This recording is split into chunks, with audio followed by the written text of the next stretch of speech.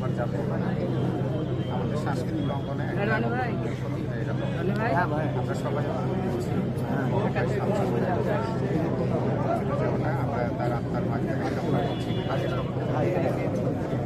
রাজশাহী বিশ্ববিদ্যালয়ের পরিবার থেকে আমরা তার আত্মার মাধ্যমে মনে করছি এবং তার সঙ্গে পরিবার যেন এই সব কাটিয়ে উঠতে পারে তার জন্য মহাকামনায় আমাদের কাছে প্রার্থনা করছি।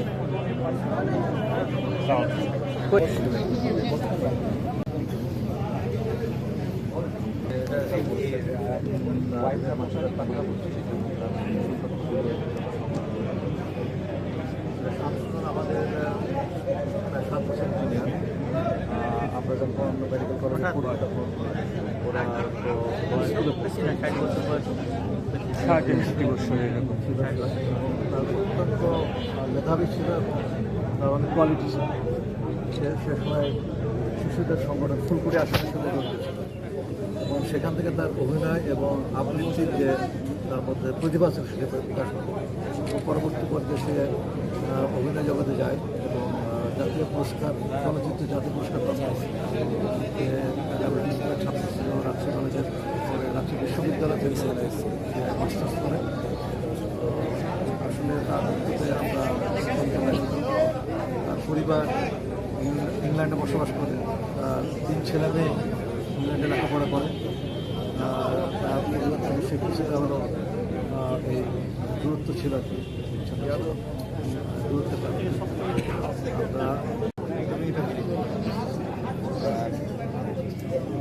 আমরা যখন শৈশবে, আমরা যখন কৈশোরে, আমরা হঠাৎ করে একদিন দেখলাম পৃথিবীতে মহাশূন্য একটা মানুষ আসলো, মুখকে ঝলসে দিয়ে চলে গেল।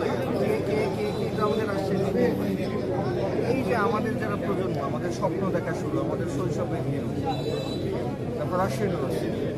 সুমন ভাইকে তো আমরা পাইনি, আমরা পরে আসলাম। সুমন ভাই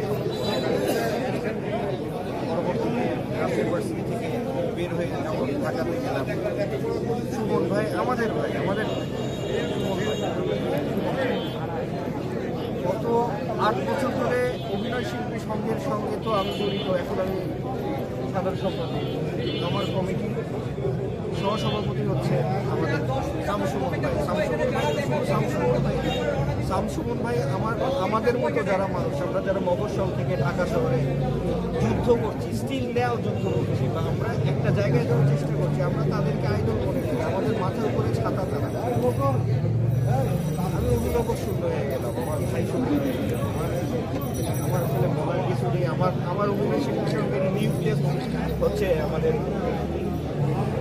শামসুমন ভাই।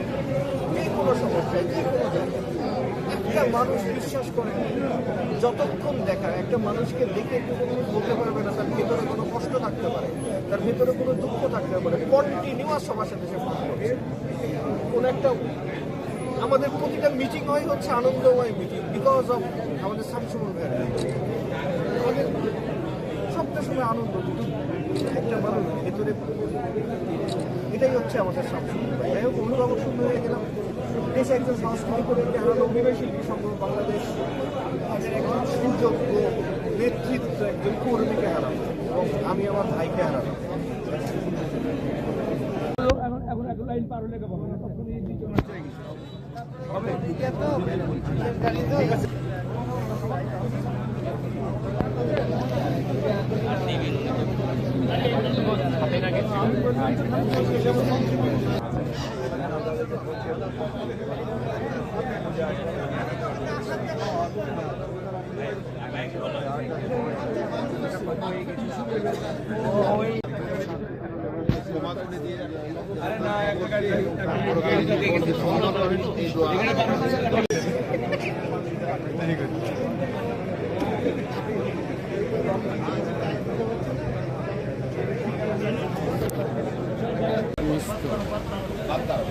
না বেশি দিন থাকে